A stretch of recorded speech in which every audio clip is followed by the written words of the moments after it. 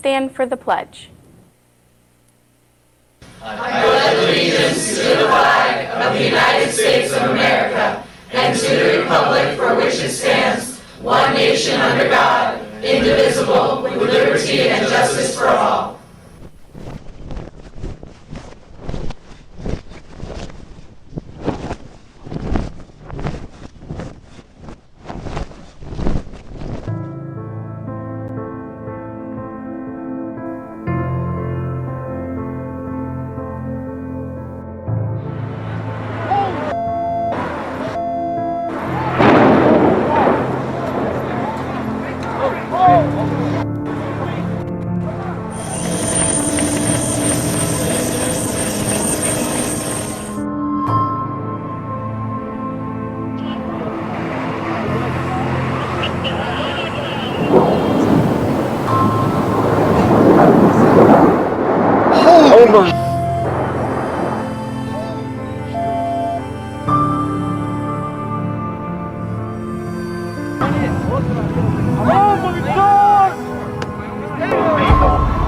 That two planes flew into the two towers.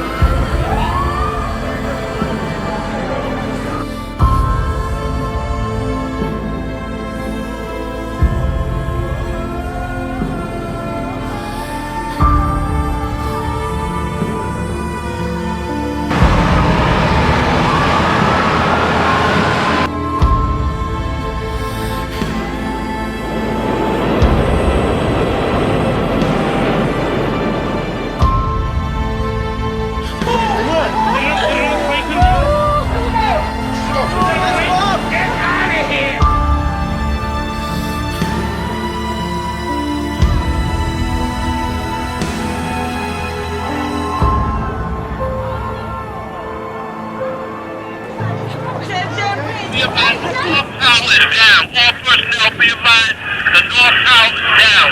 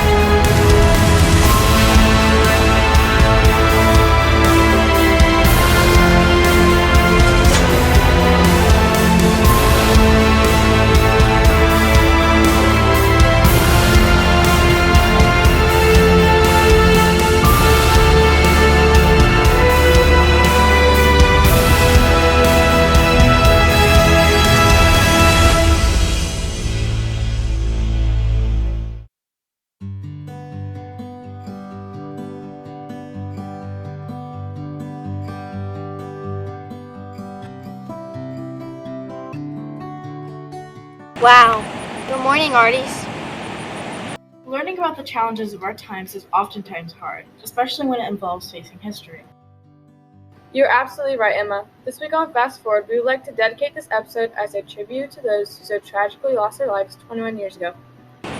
Even though we weren't alive when this horrific terrorist attack happened, it is still a day we will never forget. As youth, we don't have memories of the shock and pain that day 21 years ago, but we realize that those moments shaped the decades to come, not only for our country, but for the world. Right now, in efforts to honor and show our respect to those who lost their lives on that fateful day, we would like to now release these balloons to the heavens above.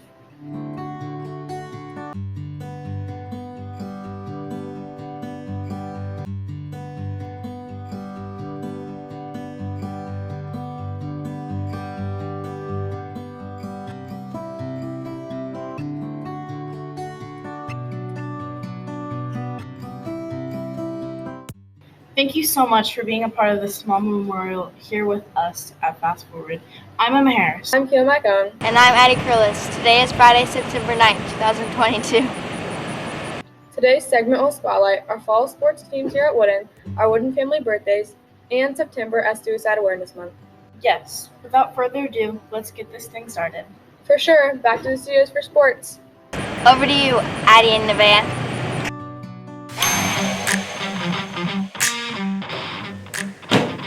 Good morning, John Irwin Middle School.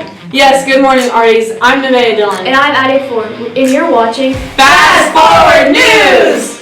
Due to the short week here at school, we're going to jump right into our sports coverage. That's right, Nevaeh. As promised, we have coverage of last Thursday cross-country, volleyball, and football competitions. Let's start with our Lady Arties. Volleyball teams traveled to Plainfield last Thursday, where both teams fell to a really strong and competitive Quakers team. Our cross-country team traveled to Cloverdale, where our Artie team of 5 guys ran against 34 runners.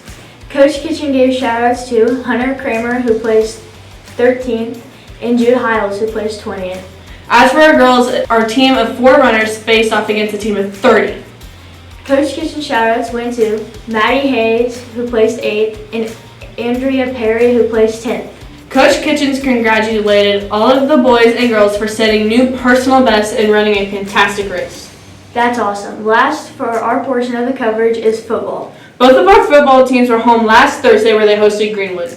The 8th graders were defeated by a very good Greenwood team. Our 7th grade football team, however, earned a huge conference win over the Woodmen with a score of 26-14. That's right, Nevaeh. Jordan Biggs had a good night, scoring 2 touchdowns. Lyndon Johnson also found the end zone, and Henry Wolf had a touchdown pass. For the final score of the night, Lincoln Hovius sealed the win with a pick-6 interception return. Nice win, 7th graders. The team improved their record 2-1. That's our coverage from last Thursday Woodland Sports action. Now let's kick it outside to Gavin and Blake to fill us in on Thursday evening's results from the contest. Catch Gavin. Nice throw, Addie. I'm Blake Rod. And I'm Cadence Tinsley. We're coming to you with coverage of Woodlands Tuesday and Wednesday night sports action. First off, we want to celebrate our 7th grade volleyball team who traveled to Indian Creek Tuesday to pick up their first win of the season. Cadence, this is awesome news, as these girls have been working so hard and getting better and better each game. Absolutely, Blake. The 7th grade team got their win in 2 games with the scores of 25-22 and 25-16. Stats from the game were Larkin Prosser earned 15 aces and 1 kill, Jersey Huff earned 10 aces and 2 kills, Izzy Wolf had 9 aces, Ayla Oakley had 1 ace, and Corinne Gregory chipped in 1 ace. Coach Beltran reported that these girls communicated well, hustled, and had a good round of strong serves, and she is very proud of all these athletes.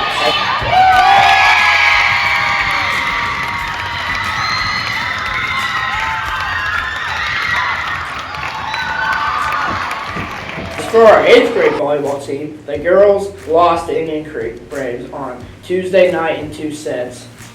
Coach Button reported that the teams continue to see their improvement each week, and these girls should be proud of their efforts. And he said, and I quote, "We are finally starting to play like a team." As for our soccer teams, the boys and girls team had a huge successes on Tuesday night against Decatur. That's right, our girls won 1-0 and the boys team won 7-4. For the girls, Paisley Byers scored the winning goal in the last minute of the game with an assist from Gracie Stedman. While coaches did not report on the soccer wins, we do know that the final score again was 7-4. Great win, guys. What a great game and exciting night for JRW soccer. It absolutely was. As for our tennis team, the boys lost their match against Clark Pleasant. Coach Reynolds reported that our young team fought hard against a very experienced team and incorporated many of them techniques that have been learning into their play. Our wooden singles players include number 1 singles player, Hudson Charles, number 2 singles player, Wyatt Neese, number 3 singles player, AJ Allison. Our wooden doubles players include number 1 doubles team of Clay Crismore and Clay Wood, and number 2 doubles team of Aiden Ferguson and Thomas Jackson.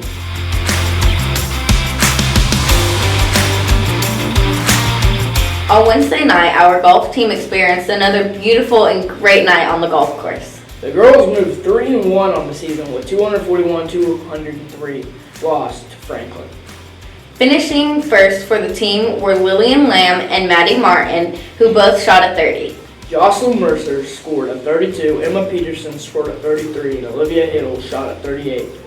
Brinley Acuff scored a 40, and Evie Scott shot a 42. Last night was a busy night for our girls golf team traveling to Plainfield. Our boys tennis team hosted Paul Hadley Our volleyball team's hosted against Owen Valley, and our football team's headed off against Decatur. Be sure to tune in next week to see our coverage on these matches and games. Now over to Gavin and Drake, who are going to fill us in on next week's sports calendar. Peace! Got it. I'm Drake Davis. I'm Gavin Long. Guys, next week is another really busy week for our Woodin athletes. Here's our fall sports schedule for September 12th through the 17th. Starting Monday, September 12th, our girls and boys soccer teams will host Franklin Community at home.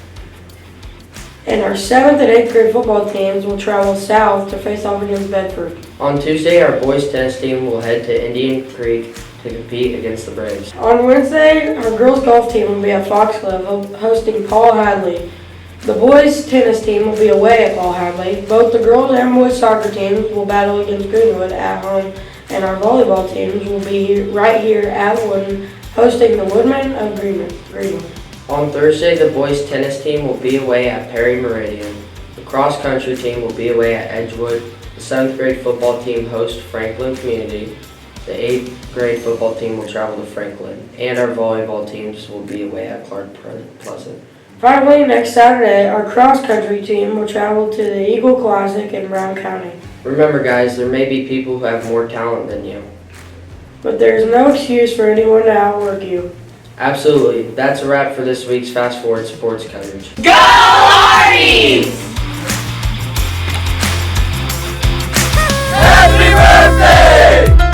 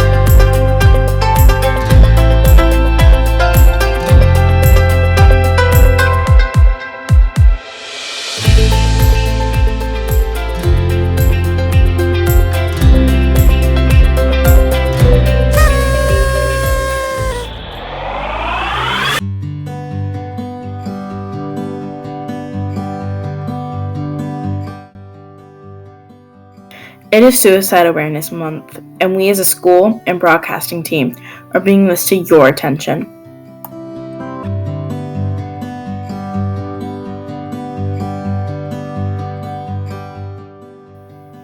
They're going to be letting their friends know, dropping hints, writing essays that their English teacher might pick up, telling coaches.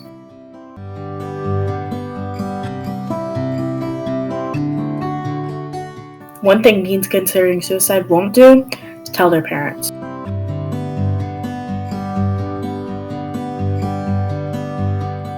Everyone needs to learn to pick up on these hints, take care of everyone at John R. Wooden who is struggling.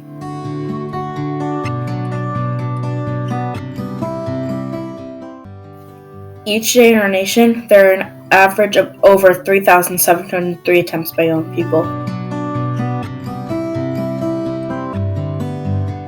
For middle school and high school students, suicide is the second leading cause of death. When talking to your friends, students, and even your siblings, keep suicide prevention in your mind and make sure that they are safe and okay. When you hurt yourself, it doesn't end the hurt and suffering. It transfers it to another person. Whether it's your family, friends, teachers, or classmates, we at John R. Wooden want to do the best we can to help you and others just like you too. We care about you.